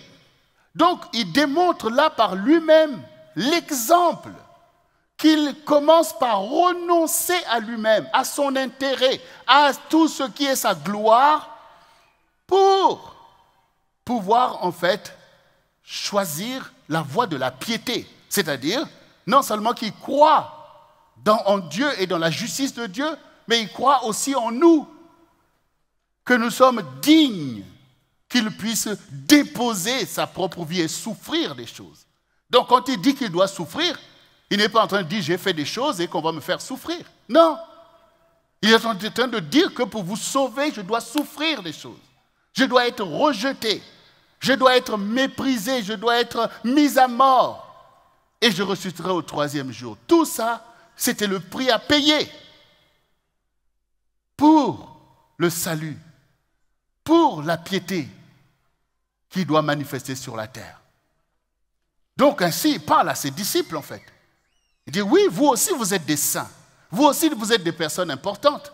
Mais si moi je suis Dieu et que je vais souffrir ces choses, comment donc vous allez être déboussolés parce qu'il y a une épreuve, parce qu'on vous jette en prison, parce que d'autres vont être tués, parce qu'on va vous priver de ceci, de cela? Non, comprenez. C'est la volonté de Dieu. C'est pour sauver l'humanité qu'il y a besoin d'une telle consécration. L'ennemi a peu de temps et il va croire qu'il peut manipuler tout le monde. Mais non, il ne le peut pas. Parce que vous allez marcher dans la piété. Et donc il dit, voilà, le seul moyen pour vous de faire avancer le royaume et la justice, c'est de renoncer à vous-même. C'est de renoncer à vous-même. Et quand je disais tout à l'heure qu'on est obligé d'être dans la vérité et de reconnaître que beaucoup n'arrivent pas à marcher dans la piété au quotidien, ben oui, on est obligé de voir que le problème se base sur le fait du non-renoncement à soi-même. Parce que c'est de ça, quand l'apôtre dit qu'ils ont l'apparence de la piété, mais ils renient ceux qui ont fait la force. Qu'est-ce qui fait la force de la piété? C'est le renoncement à soi. C'est le renoncement à toi qui fait la force de ta piété. Parce que du coup, de toute façon, tu as renoncé à toi-même, tu vis pour Dieu. Si Dieu veut m'exposer à telle chose, libre à lui. Voilà, libre à lui. Paul même disait que, bon, soit que je m'en aille vers le Seigneur, soit que je reste. Donc, si c'est plus intéressant que je reste, je resterai. Mais sinon, je préfère être avec le Seigneur. Donc, il dit, donc on voit bien quelqu'un qui a renoncé à lui-même. Il n'est plus en train de dire, voilà, ma vie, ma vie. Le Seigneur dit, si tu veux garder ta vie, tu la perdras. Donc ici, notre challenge aujourd'hui pour pouvoir faire le choix de cette piété victorieuse, c'est le renoncement à soi. Tu dois renoncer à toi-même. Satan travaille à te faire croire, moi. Non, c'est pour Christ que tu dois vivre parce que Christ a vécu pour toi. C'est ça, la vraie foi. C'est d'être disciple de Christ. Et il est dit que tout disciple accompli sera comme son maître.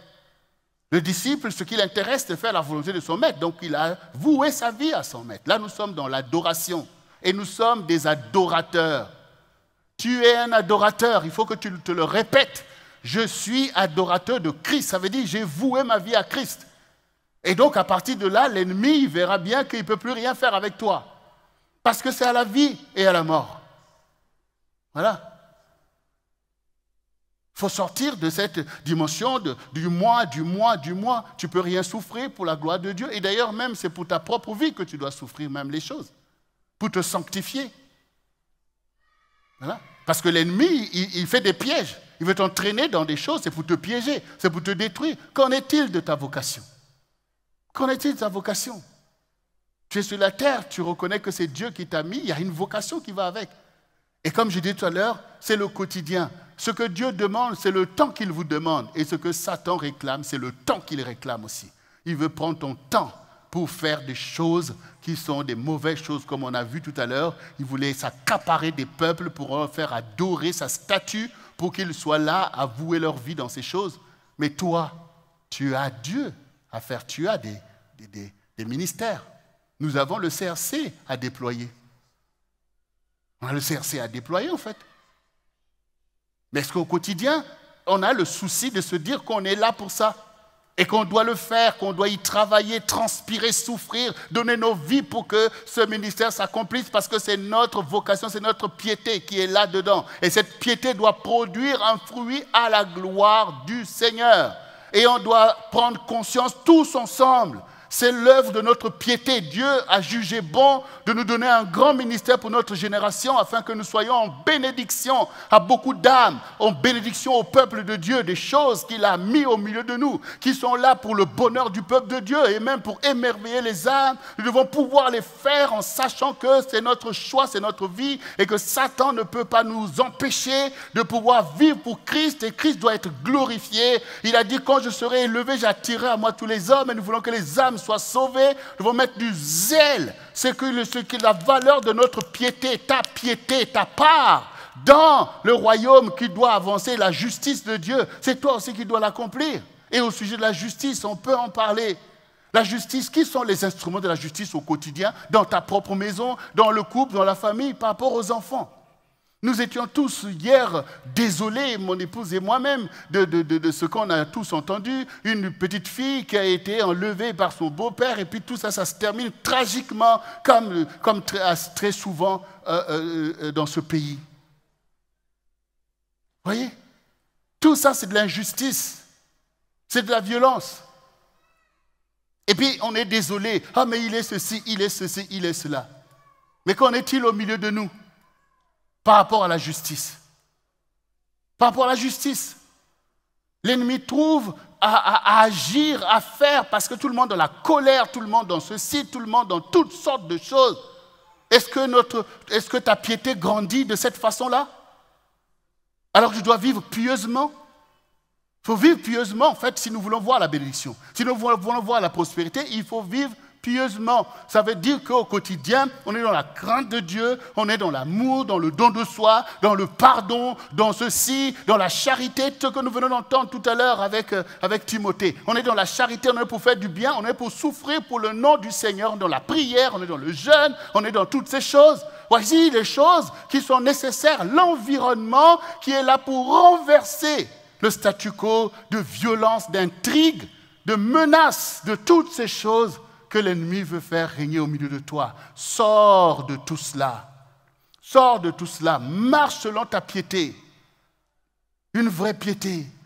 Tu n'as pas là à te laisser contaminer par ces choses que l'ennemi fait, même si les gens de ta famille le font, même si dans ton couple, il y en a un qui est méchant ou je ne sais pas quoi, toi, reste dans la piété. Pourquoi le Seigneur dit qu'au jour de son retour, dans un même lit, un sera pris, l'autre sera laissé. Donc celui qui veut se fourvoyer, c'est son choix. Pourquoi toi, par ricochet, tu veux aussi faire comme lui, manifester les mêmes méchancetés, les mêmes colères? Mais attendez, il faut bien des gens pieux en fait. Il faut bien des hommes pieux, des femmes pieuses dans l'église du Seigneur. Le royaume doit néanmoins avancer. Et vous croyez que quand Nabuchodonosor a fait son truc là, vous croyez qu'il n'y avait pas des Juifs quelque part qui se sont prosternés? Mais le royaume a avancé par ceux qui sont fidèles. Il faut bien quelque part, quelqu'un de fidèle. On a parlé de la maison de Jacob. Regardez tous les frères de Joseph qui se sont ligués pour le tuer, alors ils l'ont vendu. Et c'est lui aussi, et c'était corrompu en se disant, bon, tout le monde est méchant, moi aussi je deviens méchant. Par qui est-ce que cette famille allait être sauvée? Je t'interpelle. Parce que nous sommes dans notre temps en fait. C'est là maintenant notre temps. Dieu attend de nous comme il attendait de ceux qui ont marché avant nous. Comme il attendra encore des saints qui viendront après nous jusqu'à la fin des temps. Il a dit, je serai moi-même avec vous, je serai avec vous jusqu'à la fin du monde. Mais aujourd'hui, sur qui Dieu attend aujourd'hui? C'est sur toi, sur ta piété. Et je peux vous dire que si, maintenant dans la vérité, chacun reconnaît que oui, Dieu nous appelle à la piété. Ce n'est pas à autre chose, ce n'est pas à la religiosité, hein. Ce n'est pas aux apparences, c'est à la piété. Il dit, mon juste vivra par la foi. S'il se retire, mon âme n'y prend point plaisir. Donc, ça veut dire que si maintenant nous sommes dans la piété, il y a beaucoup de choses qui deviendraient normales au milieu de nous, des choses à la gloire de Dieu. Beaucoup de choses deviendraient normales. Et faire comme Dieu dit. Même dans nos propres vies, ce serait normal de se marier et de vivre une vie de communion entre l'époux et l'épouse. Et d'enseigner aux enfants la voie de Dieu, de la piété. Ce serait normal. Pourquoi? Parce que cela est basé sur une piété, une vie pieuse, où Dieu est glorifié, où on n'est pas là pour imiter Satan, on n'est pas là pour imiter les païens, on n'est pas là pour des œuvres mortes, on est pour les œuvres que l'apôtre dit ici, les bonnes œuvres. Parce que c'est les bonnes œuvres qui font avancer le royaume. Ce sont les bonnes œuvres qui font avancer la justice. Quand les frères de Joseph ont vu que leur père est mort, ils disent, mais là Joseph va se venger de nous par rapport au mal qu'on lui a fait. Joseph a dit, mais pourquoi dépenser comme ça au milieu de vous? Vous avez voulu me faire du mal. Dieu l'a tourné en bien. C'est pour vous que je suis venu ici. Voyez? C'est ça une vie pieuse. On n'est pas là pour porter les pensées du diable. On n'est pas là pour la vengeance. La vie pieuse se base sur l'enseignement. Si le Seigneur te dit renonce à la vengeance, ben si tu es pieux, tu vas renoncer. C'est tout. Mais si tu fais le malin, tu as choisi d'être dominé par ton ennemi et qui se fera le plaisir de bien te manipuler. Et enfin, tout ça, ça se termine dans quoi? Mais on voit les conséquences contre nous. Est-ce qu'on va maintenant au milieu du peuple de Dieu devenir les ennemis les uns pour les autres, que la destruction jaillisse du milieu de nous-mêmes alors que nous sommes là comme Shadrach, Meshach, Abednego pour résister à Satan qui agit au milieu de cette génération? Voyez? Quand nous avons vu ce qui s'est passé avec la pauvre petite fille de 6 ans qui est morte, qu'est-ce qui s'est passé? Qu'est-ce qu'on apprend? La maman apprend que le gars était là en train de fumer de stupéfiants, de prendre la drogue et il a eu un coup de folie. Et puis, tout ça, ça se termine par la mort d'une petite fille. On voit bien l'exposition, le danger de se laisser entraîner par l'ennemi dans des choses qu'il ne faut pas. Et on se retrouve dans une société où les choses qu'autrefois on disait qu'il ne faut pas faire, tout ça c'est normal. Bon, il fume un peu, oui, mais c'est pas ça. Hein. Enfin, on veut même légaliser plein de choses. Donc on imagine que cette femme qui voit cette consommation n'est pas en train de discerner que ce sont des facteurs très dangereux d'un passage à l'acte à un moment donné. Et l'exposition de la petite fille au milieu d'un tel danger. Donc on voit bien en fait. On voit bien qu'il y a une façon d'être, une façon de vivre où l'ennemi fait ce qu'il veut, fait monter la tension, les manigances pour faire main basse à un moment donné. Mais dans nos familles, on n'est pas là pour laisser les mauvaises herbes pousser pour devenir des cactus qui causent des problèmes dans les rapports de la famille. Il faut bien un royaume. Il faut bien un royaume en fait. Il faut bien un royaume dans lequel Dieu se glorifie. On attend que Dieu puisse faire des miracles, des prodiges, mais il veut le faire. Il veut le faire en fait. Mais ça va avec notre piété. Ça va avec notre piété. Ça veut dire qu'il est possible au quotidien que les gens te cherchent noise, mais tu gardes la bouche fermée. C'est ça la piété, et ça s'impose à nous tous. Parce que des fois, quand vous voyez des personnes qui marchent, vous croyez que oh, mais eux, ils ne sont pas exposés aux mêmes dangers, aux mêmes épreuves que vous. À un moment donné, on choisit de se soumettre au Seigneur. Parce qu'on voit bien les paroles qui sortent que c'est du diable. Ça se voit en fait. Ça sent mauvais. Tu le sens toi-même. À quel moment maintenant nous allons choisir notre propre délivrance et laisser Dieu faire son œuvre? Lui qui nous promet tant de choses victorieuses. Il veut sa puissance en nous. Il veut sa gloire sur nous. Et il veut nous faire prospérer au milieu de notre génération, comme nous venons de l'entendre. Mais est-ce que ce n'est pas ce que nous désirons au fond de notre cœur? Pourquoi cette impiété, cette impatience dans les choses, prêt à laisser l'ennemi faire main basse pour dire des paroles infâmes et poser des actes ignobles au milieu du peuple de Dieu? À quel moment nous allons secourir les païens? À quel moment ces personnes un jour diront au Seigneur, « Ah, merci, parce que vraiment la piété de tes enfants nous a sauvés. Nous, on était vraiment manipulés par le diable. On leur voulait même du mal. Mais vraiment, par leur vie, on a vu ta gloire et on s'est convertis. » Au reste, tu mets ta vie en danger. Tu mets ta vie en danger. Le lendemain appartient au Seigneur. Ton jour, c'est aujourd'hui. Ton jour, c'est aujourd'hui. Maintenant que tu peux décider, décide. Maintenant que tu peux choisir, choisis Jésus. Maintenant que tu peux dire à Satan, dégage de ma vie. Lâche mes pensées. Lâche ma langue. C'est maintenant que tu peux faire ce choix courageux et un choix tellement vital pour ton avenir et pour ta maison. Et les grandes vocations que Dieu a fait reposer sur toi, où tu as vu en songe, où on t'a dit, à quel moment est-ce que tu vas te consacrer à ces choses pour être toi aussi Timothée? La piété se base sur le fait de se soumettre au Seigneur. On se soumet au Seigneur. Et nous sommes tous comme David. J'ai choisi David, homme selon mon cœur, qui accomplira toutes mes volontés. Tu dois accomplir toutes les volontés de ton Dieu. Et ce n'est pas en laissant Satan instrumentaliser ton caractère que tu vas faire la volonté de Dieu. Nabuchodonosor, Daniel a beau lui expliquer les choses de Dieu, il ne pouvait pas le comprendre tellement son esprit est devenu un esprit humain malveillant que le diable avait manipulé. Au quotidien, ne vous laissez pas instrumentaliser par Satan qui veut attacher à ta vie la colère, le ressentiment, la haine. Toutes ces choses, c'est de l'impiété.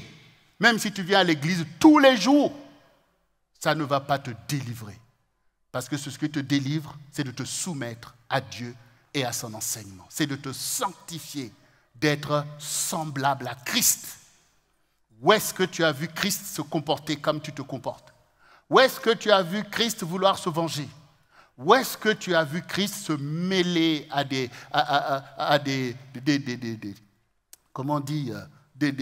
mauvaises paroles, des médisances, des racontards, des choses, des conciliabules avec le diable? Parce que le diable aussi peut dire que là où 2 ou 3 sont réunis en mon nom, je suis dedans pour les infecter par des choses abominables qui n'ont rien à voir avec ce qui est enseigné ici au CRC. Il est là en fait. Tu te crois intelligent, mais il manipule tes pensées. Si tu veux être intelligent, mais sois comme Jésus en fait. Parce que tout ça, c'est de la malice. C'est de la malice. Vous avez entendu ce que le héros a dit? Ô homme, ce qu'on vous ordonne, ce que vous fassiez ceci. Mais qu'est-ce que Dieu dit? Ô homme, on t'a appris la voie que tu dois suivre. Qui en écoute? Au quotidien, je vous dis. Ce n'est pas quand on est tous là. Ça se passe au quotidien quand tu es tout seul. C'est là que s'accomplit la piété ou l'impiété. C'est là que la gloire de Dieu éclate ou les forfaits du diable. C'est là qu'on est une vierge sage ou une vierge folle. Mais ta vie est importante. Je vais vraiment terminer avec ça. Ta vie est importante. Et si tu comprends aujourd'hui pour dire, oui, ma vie n'est pas n'importe quoi. Ma vie est importante parce qu'elle a été choisie par Dieu. Et plus que Dieu m'a donné des missions, cela démontre que ma vie a du prix à ses yeux. Et ces missions, je vais les accomplir pour sa gloire. Oui, je vais les accomplir pour sa gloire. Parce que Dieu m'a donné la foi, ce n'est pas pour que je fasse naufrage. C'est au contraire pour que, comme tous les saints qui ont marché avant moi, que j'écrive aussi l'histoire de la foi sur la terre, selon la grâce que Dieu me fait de le servir et de le glorifier.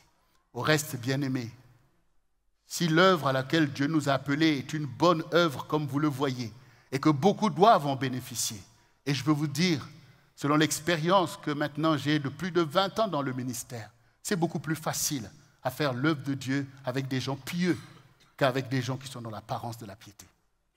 Parce que dans l'apparence de la piété, on ne peut rien faire en fait. Le Seigneur dit fidèle dans les petites choses, se confiera des grandes choses.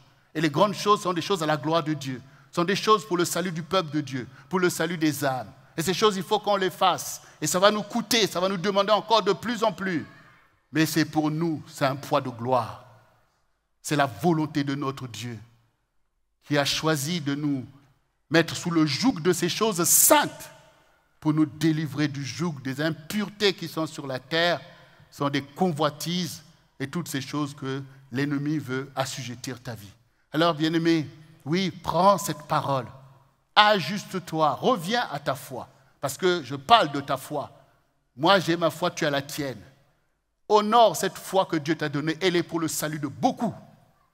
Cette foi est pour la gloire de Dieu. Cette foi est pour la bénédiction de ta vie, de ta maison, la bénédiction de tes enfants, des enfants de tes enfants et leurs enfants après eux. Parce que la victoire qui triomphe de la terre, c'est ta foi. C'est notre foi.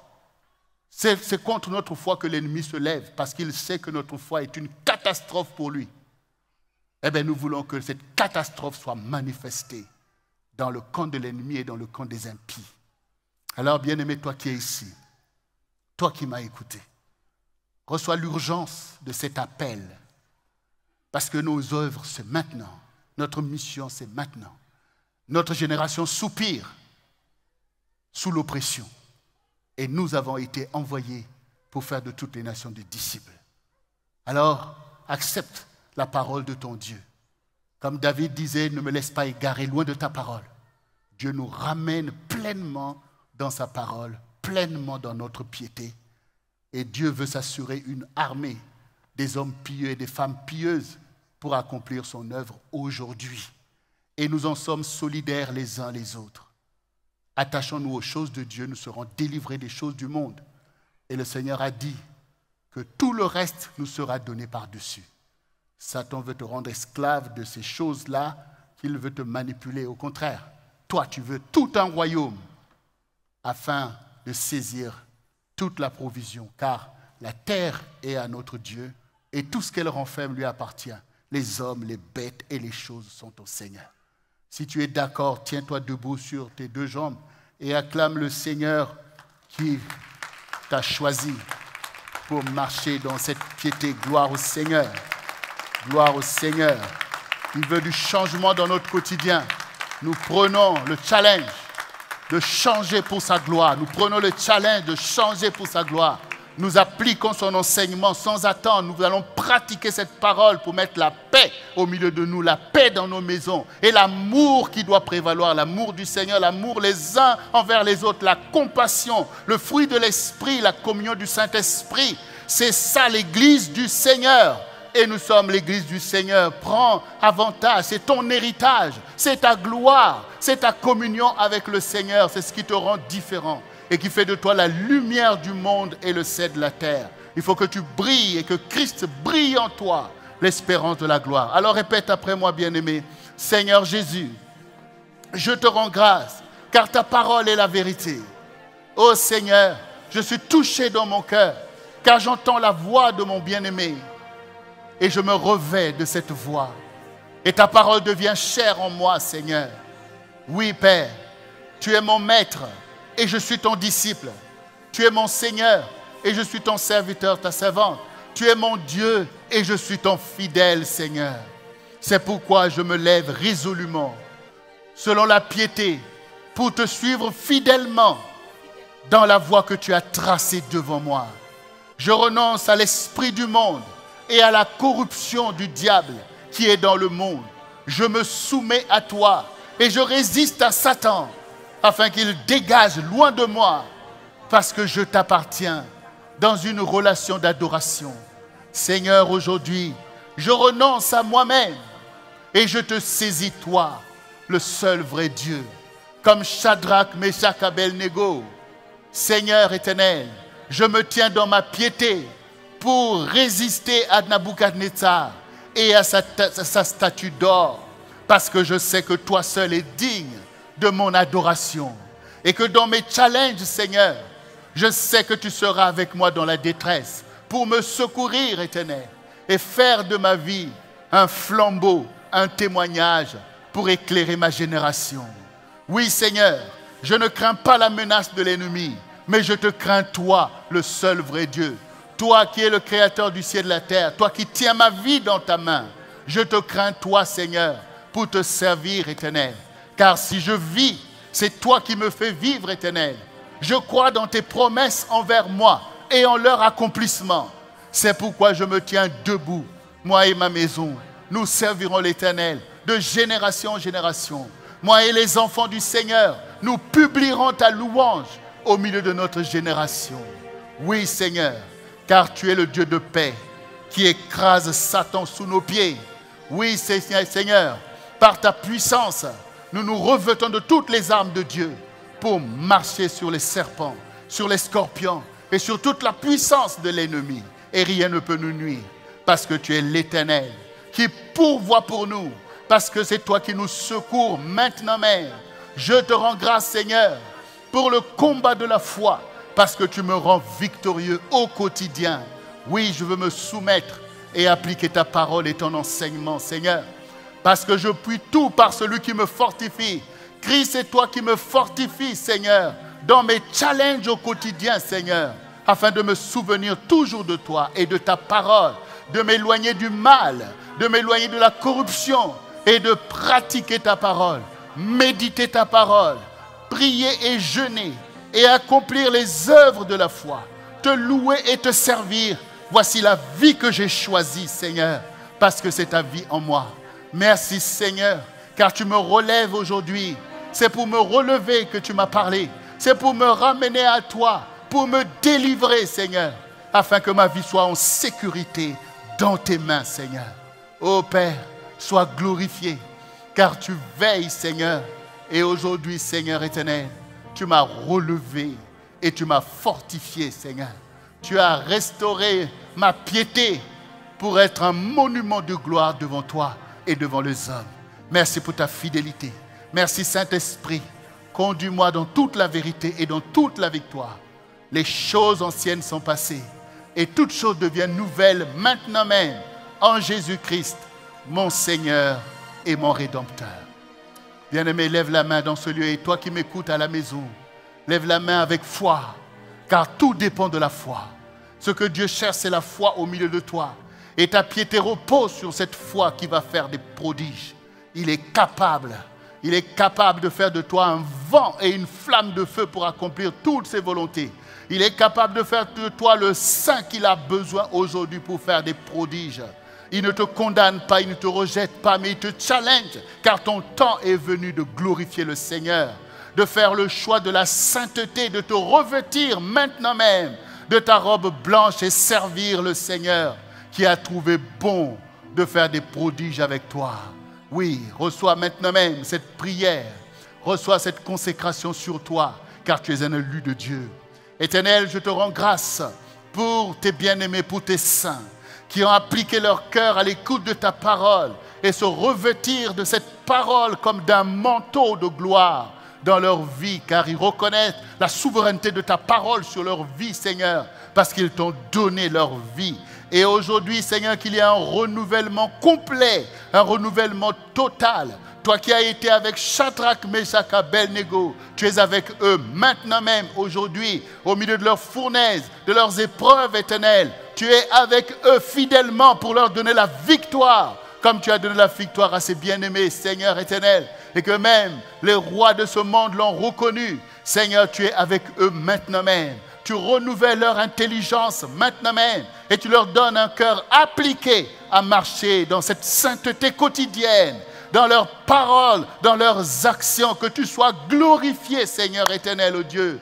Oui, visite-les maintenant même, remplis-les, Seigneur, aujourd'hui, Seigneur. Fais se lever tes héros, Seigneur, pour accomplir toutes tes volontés aujourd'hui, Seigneur. Réjouis leur cœur par ta présence, par tes œuvres, par tes prodiges, par tes miracles, éternel, oh Dieu, pour accomplir ta bénédiction sur eux et l'accomplissement de tes promesses envers eux, Seigneur éternel. Toi qui as nourri les foules dans le désert, fais prospérer ton peuple maintenant même.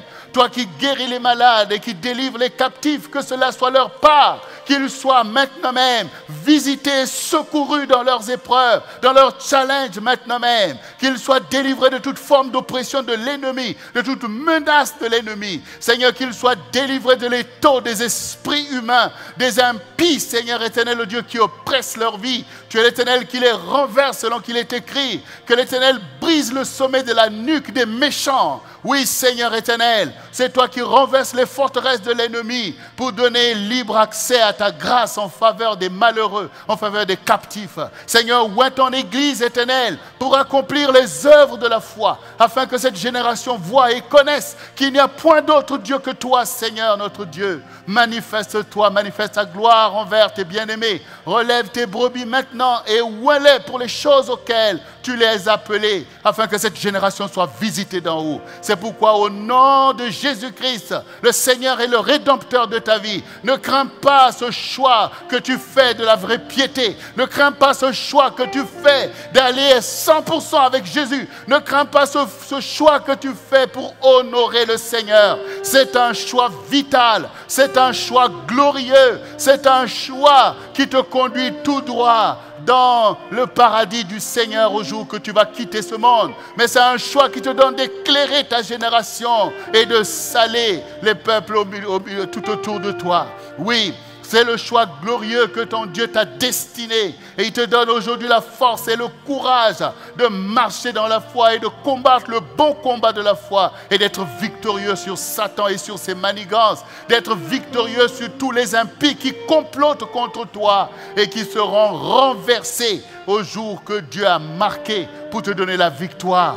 Rends dans cette victoire la victoire de la foi. Sois victorieux et que ta foi soit une foi joyeuse pour louer le Seigneur, pour le glorifier, pour l'adorer. Va en profondeur maintenant même pour aller saisir les trésors cachés et les richesses enfouies de la gloire de Dieu.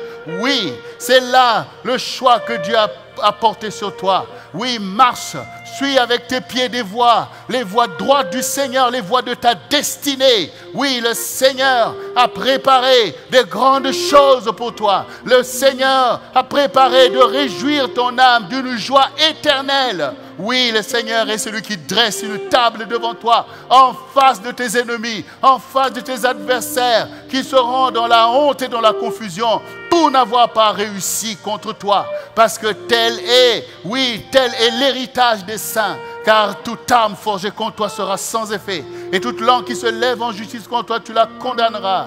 Tel est l'héritage des saints de l'Éternel. Parce que tu as choisi d'honorer le Seigneur avec ta foi pour aimer l'Éternel de tout ton cœur, de toute ton âme, de toute ta pensée, de toute ta force. Et d'aimer ton prochain comme toi-même. Oui, c'est pourquoi reçois toute la grâce et la bénédiction. Je libère les accomplissements de Dieu sur toi maintenant même. Je libère les percées. Je libère la gloire de Dieu sur toi. Je libère ta victoire sur tes ennemis. La victoire sur l'opposition qui est ravagée. Au temps où l'Éternel se lève, toutes ces choses sont renversées comme Nabuchodonosor a été renversé avec sa statue d'or. L'Éternel te donne accès. Il te fait prospérer. Il te fait prospérer. Il te fait prospérer. Comme il a fait prospérer Shadrach, Meshach, Abednego. Comme il a fait prospérer Joseph. Il te fait prospérer maintenant même. Car il ne t'oublie pas dans tes challenges. Il ne t'oublie pas dans tes épreuves à cause de son nom. C'est pourquoi sois béni maintenant même. Et réjouis-toi en l'Éternel. Saisis ce qui est à toi maintenant même. Rentre dans le plan de Dieu. Rentre dans la grâce de Dieu. Et sois béni. Sois plus que vainqueur. Pour conquérir ton héritage. Au nom de Jésus-Christ de Nazareth. Qui te revêt de foi. Il fait de toi un vent et une flamme de feu. Et il fait de nous un vent impétueux. Pour renverser le statu quo. Pour établir le royaume et la justice de Dieu. Pour établir la paix de Dieu. Pour établir la concorde. Pour établir l'unité. Pour établir le bonheur du peuple de Dieu. Pour appeler au salut beaucoup d'âmes. Au nom de Jésus-Christ de Nazareth, reçois cette onction, reçois cet accomplissement maintenant même. Oui, oui, la gloire de Dieu s'appesantit sur toi. Sur toi, l'Éternel se lève. Sur toi, sa gloire apparaît. Les nations marcheront à ta lumière.